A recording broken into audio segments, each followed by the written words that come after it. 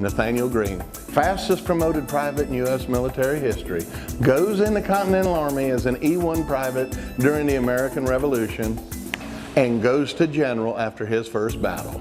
This is Savannah Dan.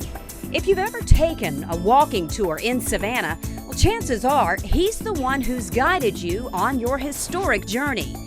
But if walking isn't your thing, Dan now offers one of his tours with a different view, inside the historic Savannah Theater. Why go from the streets of Savannah to the plush seats of America's oldest operating theater? Well, we're in the oldest operating theater in America, the historic Savannah Theater. The curtain went up the first night, December 4th, 1818, and it's been a theater ever since. And I walk by this theater every day, and I knew the theater people that are here now, Mike Zoller and Matthew Meese, when they came to town 13 years ago, and I've seen the shows, and I knew that there was nothing going on during the day. And I'm thinking to myself, the lights are on because they got people selling tickets out front, the air conditioner's on. Why don't they do a show in the afternoon? So even if you have taken a Savannah Dan walking tour, going inside guarantees a whole new experience. It's completely different because they are sitting in a chair and I'm doing all the walking.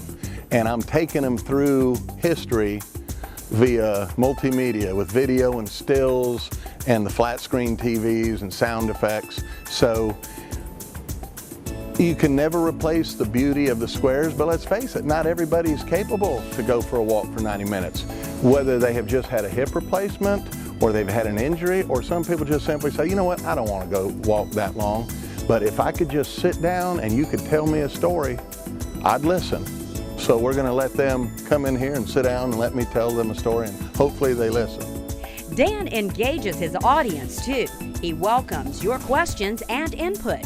I'm prone to get off on a tangent, especially if somebody says something to me, because sometimes I'll have a guy that goes, well, I heard. Well, if somebody wants to engage me, I'll run with it. I had two locals yesterday. One lived over on Columbia Square, and the other one has lived his whole life, best I can tell, over on Oglethorpe Square. He even asked me, he said, you know, I see you in the mornings pointing up at the Magnolia trees. What are you pointing at? And a lot of people don't know what a Magnolia seed pod is. They see that thing on the ground with the red seeds poking out of it and it looks afflicted, and they go, what is that? And then I try to show him where it came from, and he said, you know, we used to use those when I was a youngin' for hand grenades. You can put your finger on the trigger, and when they get to 3, you go ahead and pull the trigger. So y'all count it off.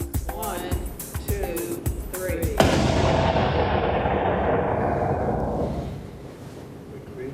Rod, I believe you've missed.